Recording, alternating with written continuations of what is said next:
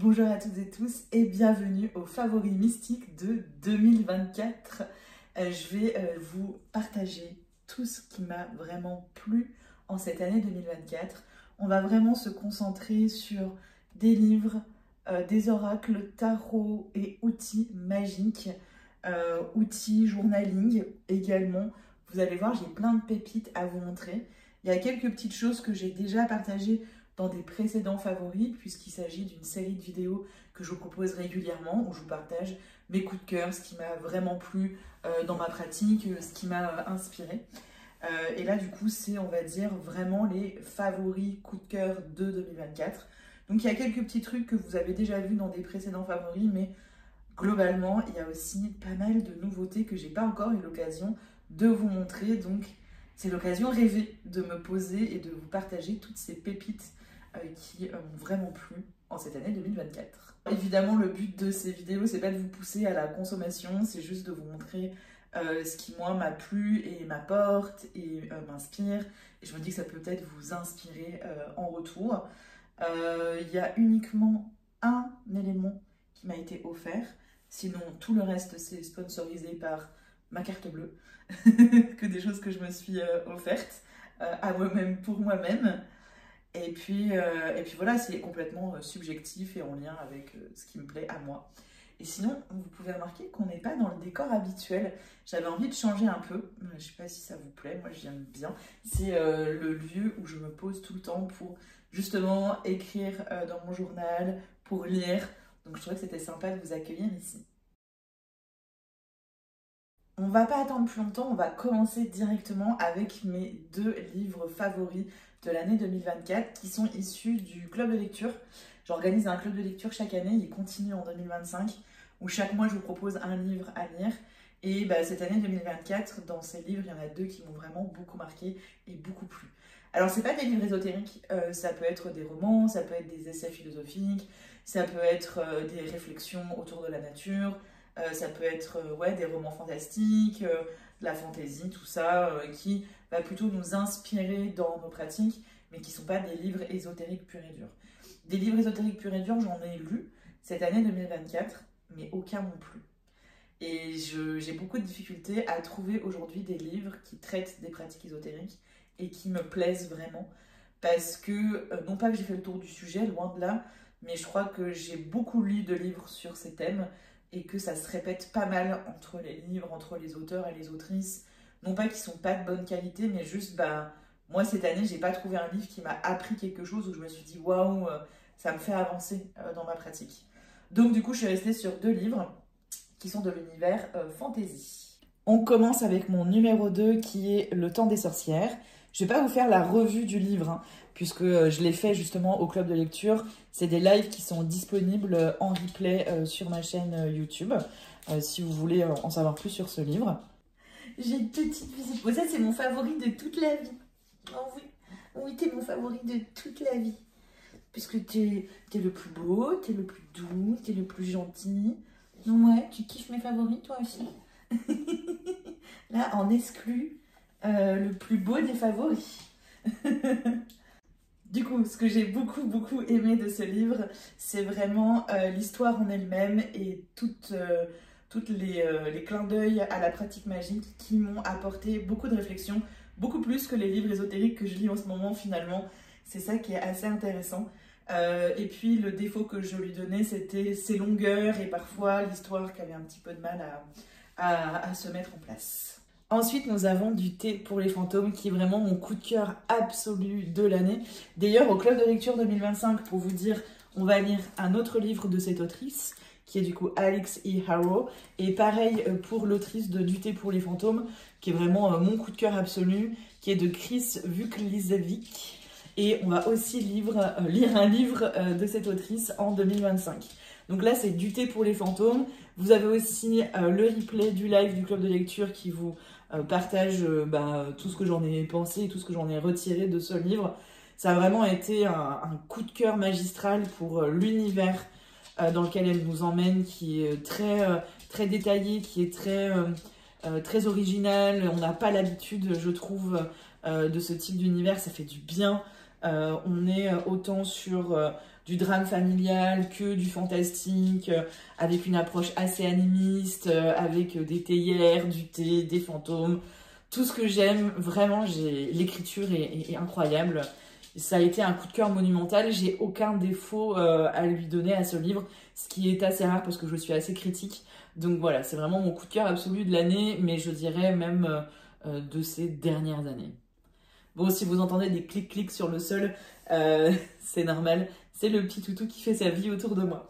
On va continuer ses favoris cette fois-ci avec un outil. Un outil que j'ai pas encore eu l'occasion de vous montrer ici. C'est vraiment assez original puisqu'il s'agit d'un parfum. J'ai découvert ça quand j'étais au Tarot Festival. Donc j'y étais au Tarot Festival de fin septembre où j'avais moi-même un stand et j'ai fait une conférence. Et il y avait le stand de Tsae que je connaissais pas du tout, que j'ai découvert là-bas. C'était une très très belle découverte qui propose plein de choses autour des aspects olfactifs. Et moi qui m'a beaucoup inspirée justement dans la pratique magique de réintégrer ce sens de l'odorat, des odeurs.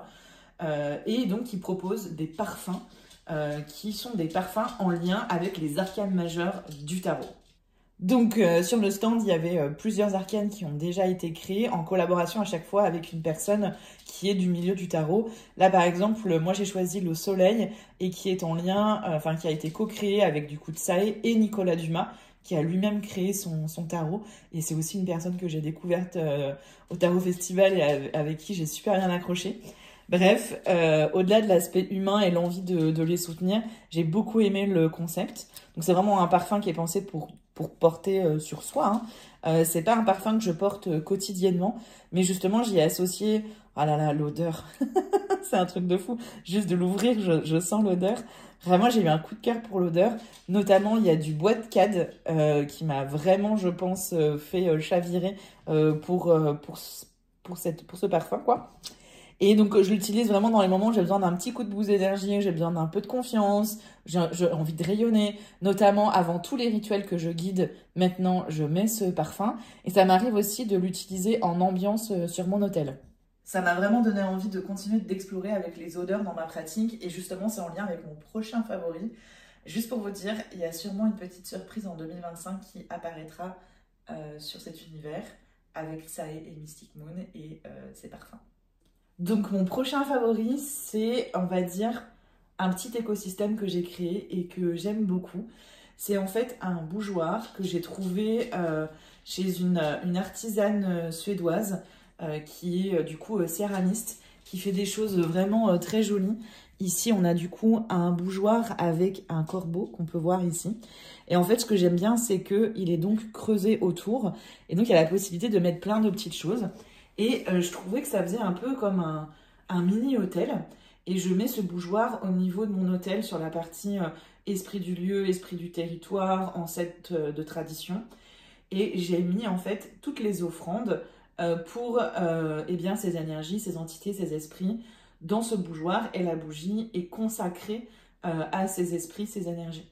Je trouvais déjà l'idée assez cool, quoi. Ça m'a vraiment plu de faire comme ça. Donc ils ont un petit pochon d'offrande, ils ont leur encens ici, qui est justement du bois de cad, hein, c'est du bois de genévrier parce que j'ai craqué complètement avec le parfum du soleil. Et du coup c'est Nicolas Dumas qui m'a fait découvrir ça et j'en utilise beaucoup en ce moment. Une petite tranche d'orange que j'ai fait sécher et un parfum qui du coup est un, comment ça s'appelle, un test, un essai, un échantillon, voilà, d'un des parfums de Tsae, ils ont pas fait que le soleil, ils en ont fait plusieurs.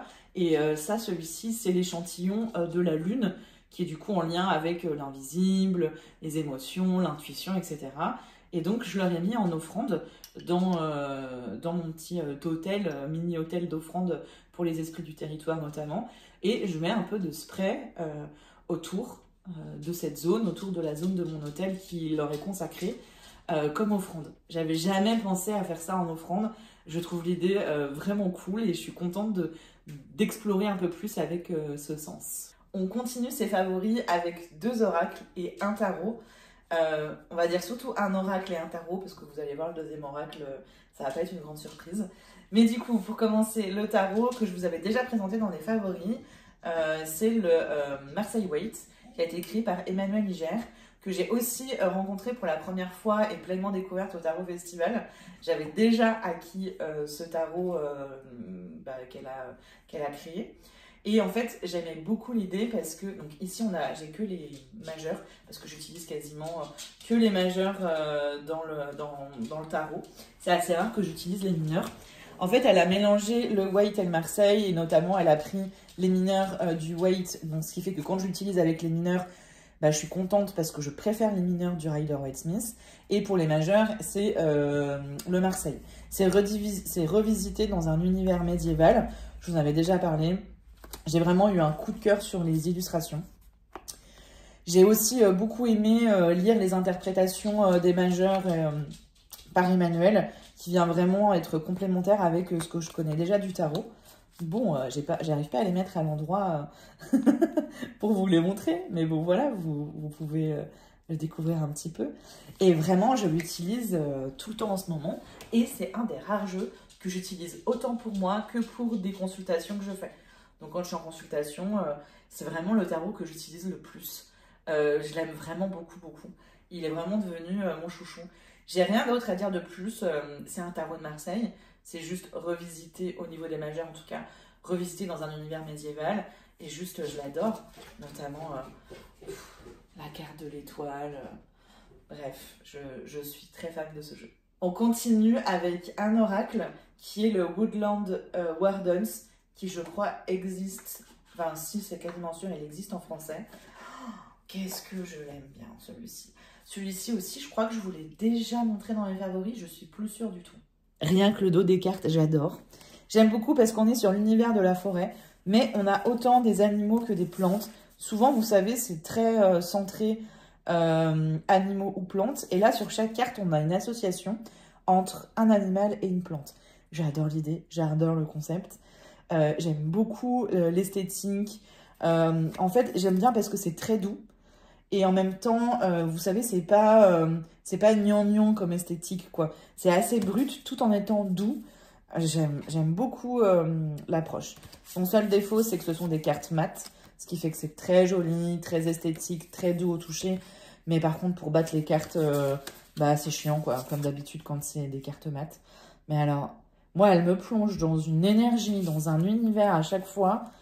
Ça fait très folklore, en fait. On dirait que c'est presque des petites légendes à chaque fois. J'aime vraiment beaucoup, beaucoup ce jeu que j'utilise très régulièrement dans ma pratique. Bon, le jeu que j'ai le plus utilisé cette année, tout comme l'année dernière, c'est mon oracle. Je pouvais pas ne pas l'évoquer quand même. Mon oracle magie saisonnière qui vraiment... franchement, il est d'une puissance. Moi, je trouve ça vraiment, c'est complètement objectif. Et je sais que les gens qui l'utilisent ont le même sentiment. Il est tellement juste, il va tellement toucher les choses du doigt directement. En fait, c'est facile avec cet oracle. Et du coup, vraiment, c'est mon oracle de la facilité. Dès que j'ai envie de faire un tirage rapide, efficace, dès que je veux vraiment recevoir une guidance, un message et tout, je prends celui-ci. Vraiment, il est radical. Il est clair, il est limpide, ça changera pas. Bon, et du coup, si vous le connaissez pas, au cas où, sachez qu'il y a le lien sous la description de cette vidéo, où vous avez notamment la possibilité de le commander sur mon site internet, si ça vous intéresse. Vous avez plein de contenu pour le découvrir sur la page. On est dans l'univers du tarot, de la cartomancie, de la divination. Je vais juste vous montrer un tapis. C'est très rare que je m'offre des tapis de tirage. Mais là, j'ai complètement craqué, surtout c'était pendant l'automne, avec ici le orange et ici ce tissu. Il est incroyable, il est super grand, trop pratique pour les tirages. Et il a été fait par Taramaga, qui est la marque de Fabienne Larnicole, qui a notamment du coup créé et organisé le Tarot Festival. C'est sa maman qui fait toute la couture. Et elle a choisi des tissus vraiment chouettes. Il y en avait plusieurs. J'ai eu du mal à ne pas craquer pour plusieurs. Mais en tout cas, là, c'est du velours. Et ici, c'est du coton. Et je vais vous montrer un peu plus près. Vraiment de la très bonne qualité. Du coup, c'est tout doublé. Les coutures sont nickel. Enfin, il n'y a pas un petit fil qui dépasse, rien. Et vraiment, la longueur du truc, là, Tu as vraiment de quoi faire dans tes tirages. Puis si j'ai besoin que ça soit un peu plus petit, bah, j'ai juste à le plier en fait, tout simplement. Voilà. Hyper, hyper cool quoi. Je l'ai utilisé aussi en app d'hôtel quand j'ai guidé une retraite ésotérique sur l'invisible pour Sowin en France et je l'avais pris avec moi parce que trop pratique à transporter, c'est tout petit, tout voilà, quand, une fois que c'est plié ça prend vraiment pas de place quoi. Et on l'a utilisé comme app d'hôtel, c'est aussi très très sympa. Voilà, donc ça c'était un beau petit cadeau que je me suis offert. On va faire pour les avant-derniers favoris une petite thématique journaling. Je finirai avec un outil, vous allez voir, qui est très surprenant, qui est très original, qui a vraiment conquis mon cœur. Et notamment, je fais un peu de journaling et j'utilise cette petite imprimante. Et là, c'est de votre faute. Les personnes qui étaient au live journaling, donc maintenant, ah oui, je sais pas si vous savez, j'ai lancé un club de journaling aussi. En fait, j'avais fait un live sur le journaling en général, vous aviez adoré. Vous m'avez demandé que je refasse des choses autour de ça. Donc, on s'est refait un live vraiment journaling où on écrit ensemble dans nos journaux, tout ça. Vous avez confirmé que vous aimiez ça. Du coup, là, je lance un club de journaling où une fois par mois, on se retrouve en live sur ma chaîne YouTube. Je partage les dates sur Instagram et puis ici, je vous les mets à peu près 24 heures avant pour que vous sachiez quand est le live. C'est un lundi à 20 h. Et je vous proposerai chaque mois une thématique sur laquelle on pourra journaler ensemble.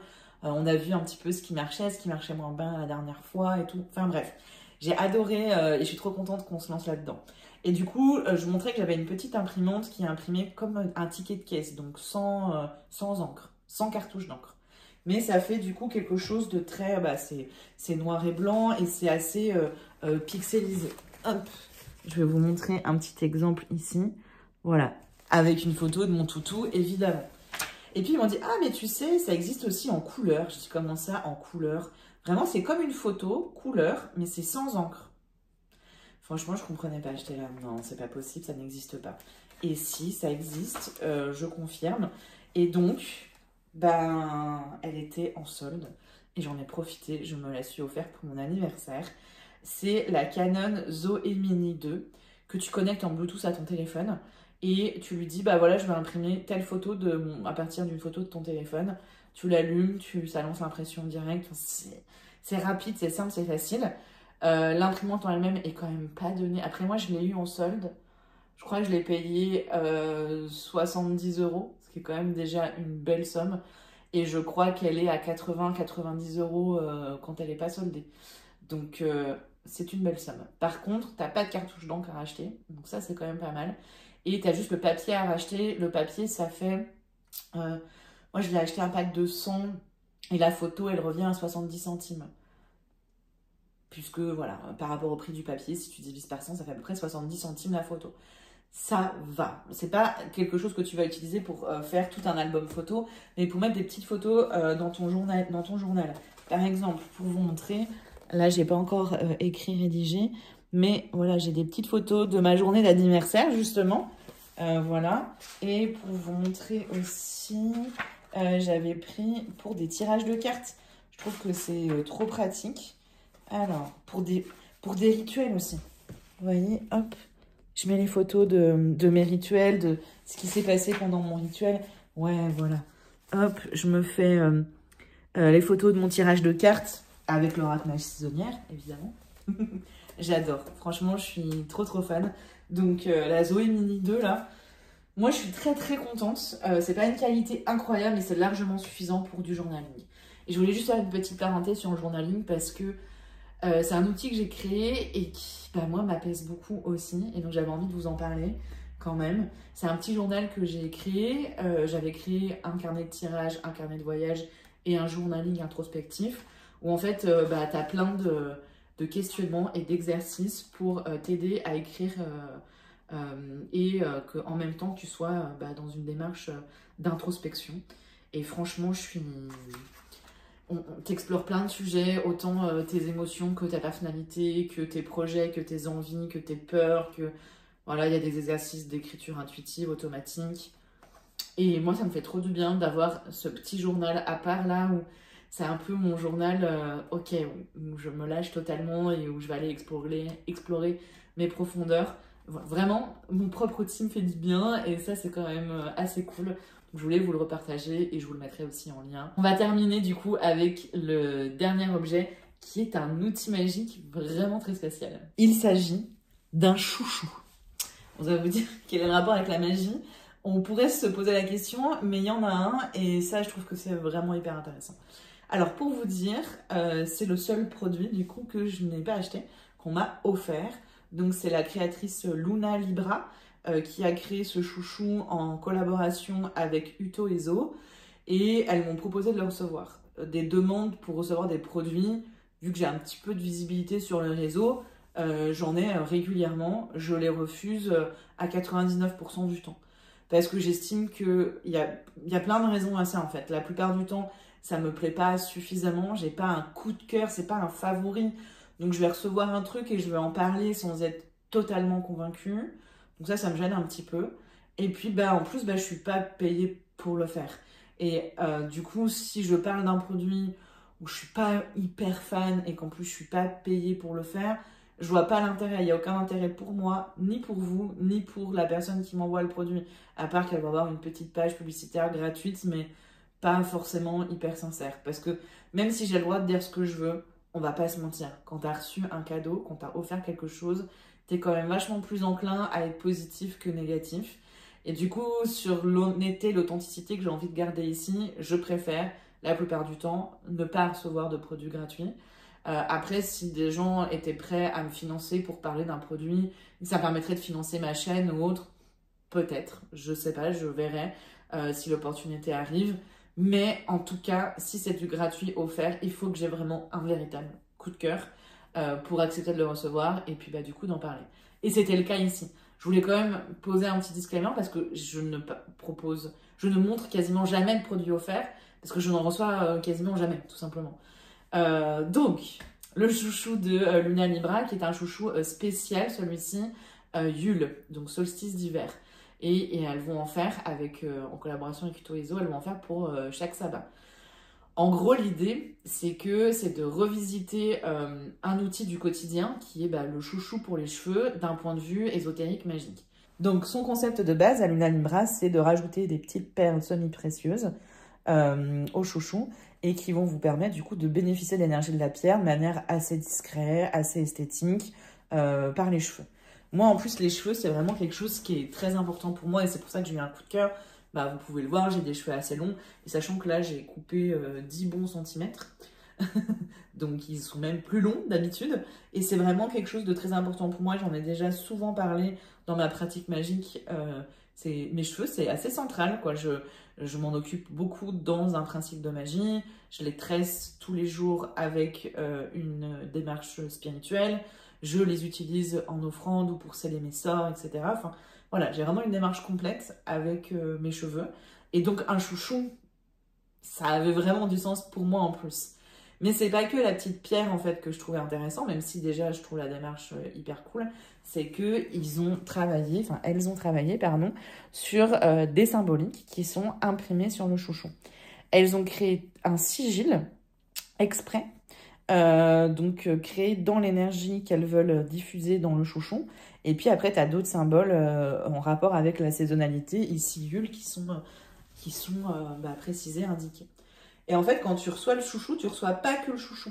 Tu reçois aussi tout un PDF par email où tout est expliqué, toute la démarche globale, comment l'utiliser, comment le purifier quand il arrive, comment le consacrer, comment activer le sigil. Il y a vraiment une démarche magique derrière. Donc c'est vraiment pas un pur produit esthétique, même s'il est esthétique, pour moi en tout cas, je le trouve très joli. Et du coup, c'est quand même un gros plus quand tu le portes dans tes cheveux. Mais au-delà de ça, c'est qu'il y a une réelle démarche de fond. Et voilà, c'est assez rare aujourd'hui, donc je pense que c'est important de le notifier.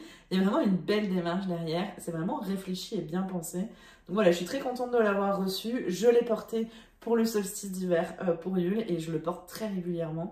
Donc vraiment, le coup de cœur s'est confirmé à sa réception. Merci encore Uto et Zo et Luna Libra pour ce beau cadeau. Et puis écoutez, c'est terminé pour les favoris mystiques de 2024. J'espère que cette année de favoris vous aura inspiré et plu. Et ça continue en 2025. Je sais que vous adorez cette série vidéo. Moi aussi, donc ça tombe très bien. On continue en 2025. À très bientôt sur Mystic Moon.